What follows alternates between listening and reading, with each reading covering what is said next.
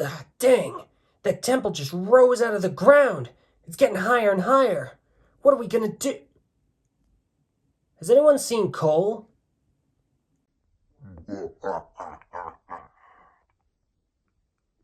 Gee, what are they gonna call this episode?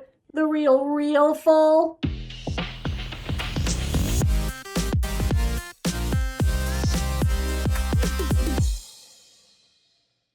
Hello everyone, I'm Eljay, and today we're taking a look at another LEGO Ninjago Summer 22 set. This time we're taking a look at set number 71771, the Crystal King Temple. The set contains approximately 703 pieces, will retail for about $80 in the US, and will release August 1st in the United States and June 1st in Europe. Before we start, I want to thank LEGO for sending this set to us for the purpose of review. Despite that, everything you are going to hear today will be my personal opinion, not swayed by the fact that LEGO sent this to us. Everything is based off of my experience with the set and what I want you to know before you potentially consider buying this. So, without further ado, let's get started. Let's talk about the build of the main structure. Now, the main structure is comprised of two components. This front portion, which kind of loops around this very interesting and pseudo-controversial back structure, which is kind of a rising tower, and we'll get into that in a moment. But first, let's talk about the front structure. Now, the actual building process, which I've captured some of, not the entire thing, I want you to experience some of this, is perfectly fine.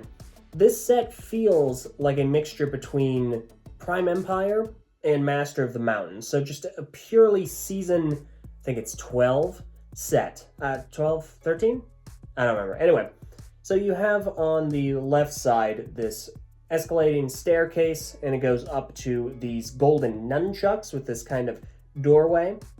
And then off to the right, you have this almost not necessarily floating platform, but a moving one. And on another floating platform, you have this golden sword. Now, I thought this construction was perfectly fine. There are some functions to it, which I do want to get into. The color scheme is perfectly acceptable. You have black, you have dark tan. This is, of course, augmented with two different shades of gray, and you have highlights of pink and purple. Color scheme is totally usable. I think if I had any issue with this, it's that it doesn't feel, I don't know, not natural enough, but almost long enough. It feels like there should be more in this portion to kind of help loop around this floating structure here. Now, this actually is a really jam-packed part of the build. There are a lot of functions involved. Off to the right with the sword, you can see that there's a platform that moves a little bit, but there's also this giant blade. Now, this is one of our many new pieces, this giant blade piece. It's, of course, this kind of translucent purple color. And this one is really cool because you can put a minifigure on this first floating platform, and then you press down on a lever, and wham! The sword comes flying forward and either knocks the minifigure off or heavily disorients it and prevents it from getting to the sword. The sword too, of course, can move. It just moves side to side, so nothing terribly crazy there. But this is kind of a fun action feature. It's nothing out of this world by any means, but it's a fun option that you have for play. Off to the left, this is one of my favorite features from the set. So you have this staircase, and of course it leads to these golden nunchucks, and here's where you have two functions. The first is with the stairs. In the back here, you have this lever, of course signified by a golden Borak eye, and this is really cool. Borak eyes have obviously been in circulation in LEGO sets since 2002, however we haven't seen them in pearl gold since 2006 when it debuted in 2 sets and vanished. Well, now it's back in full force. So you press down on that, and the staircase will move. It'll move off to the side and completely screw the synchronicity of that staircase up. The top portion of the staircase is on a loose ball joint, and that makes it really shaky and unstable. I think this is a really cool function for play because there are studs in which you can place minifigures, at least one that's trying to get to these nunchucks, and it just completely throws them off. If you place them not on the studs and just on the flat surface, then it just knocks them off entirely. I think that's really nifty. When your minifigure inevitably does get to the golden nunchucks, there's one more line of defense for them. There's an axle that's in a Technic brick, And if you put the minifigure in just the right place, you can slam that forward and blast that minifigure right off of that pedestal. Additionally, you can also use it to kind of block their path. So it's like a rotating function, you just push it in and out. But it's a really cool feature. I really like it. I think that it's simple, yet very effective. So yeah, I enjoyed this portion of the build. It didn't take me terribly long. It was always engaging. I never had any issues with it. And it's also made better by the fact that there are no stickers in this portion, which I'm quite partial toward. No stickers, cool build, works for me. Moving on to the main structure, this is definitely trying to convey a floating structure of some kind, and you can see that on some of the other box arts. I'm sure there's a story reason behind it, but we don't know at the time of this recording. So this is a really cool structure. This structure is independent of the one in front, so it just kind of free floats, no pun intended. But the color scheme is by and large the exact same, though there is the addition of dark blue. So as we can see on the base, it's just this kind of same ground structure of some kind, I guess supposed to be a street. You have energy just kind of flying out of it and a bunch of crystals. We do have a new minifigure crystal piece, which is used as a sword for one of the minifigures. And of course, this giant, almost throne of some kind that is sitting on top of these really cool Technic beams. This is, as far as I know, a new color for these Technic beams. They look really, really neat. Very crystal-like, so I love that look. Moving up further, we do have this kind of almost additional room, almost like a cave, for this golden scythe. And I like the design of the surrounding area. Even on the front and the back, it's got a lot of nice design work, good curvature. On the front, we do have a sticker. This symbol symbolizes the Overlord, so yeah, I think we probably know who some of the people involved are. But regardless, you move up and you have this throne all the way at the top. It's got crystals behind it. You can sit a minifigure in it. You can have a minifigure come forward and stand in front of it. It's got this really great design that is backed by these two large blades. And it looks very, I don't know quite the right word, regal, I suppose. It's a really impressive looking design. I really like the use of the dark blue and the purple on the seat to signify perhaps two different materials.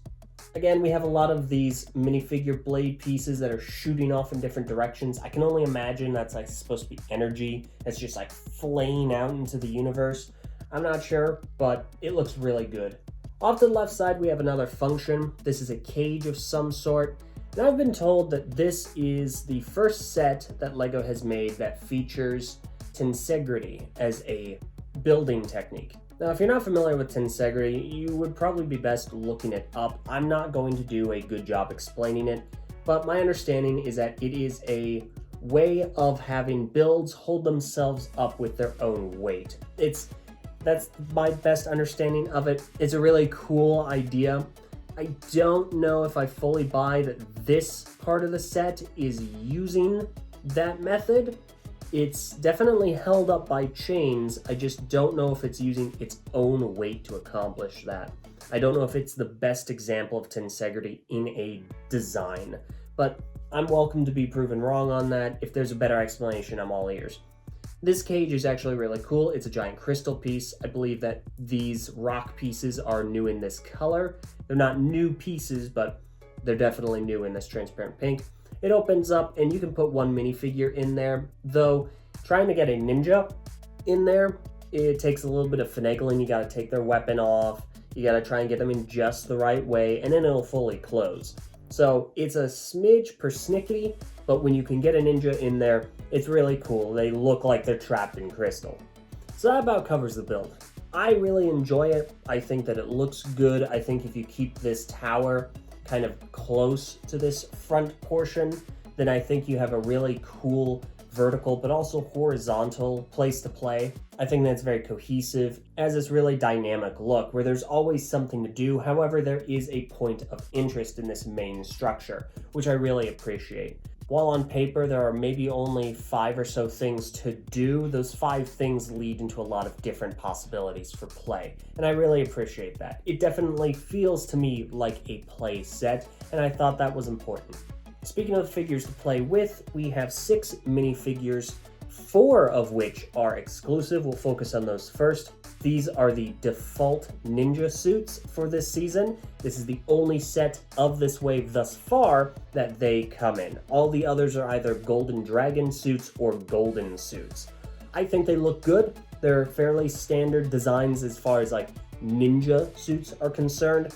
If I had to be personally nitpicky, I'm not a big fan of Jay's. I'm not thrilled by the dark blue being the more predominant shade featured in his mask and his arms. I wish that was flipped, especially since we see that on Kai having a predominantly red, like a bright fire truck engine red mask, and then a dark sash. I wish Jay followed suit, but that's a very slight nitpick. These are all good looking suits. Unfortunately, none of them come with any hair pieces, which I thought was a tad peculiar because we've been getting them up to this point. That said, again, a small nitpick, and if you've been collecting Ninjago for any meaningful length of time, you have these hair pieces. They're also pretty cheap on Bricklink, so it's not going to put you out terribly much more. As far as the villain minifigures are concerned, we have one Venge Stone guard. This guy looks great.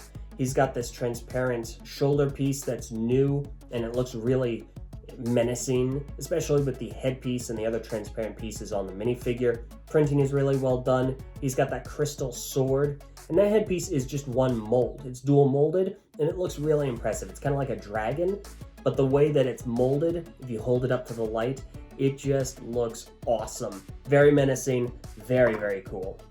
The other minifigure is the Crystal King. Sorry.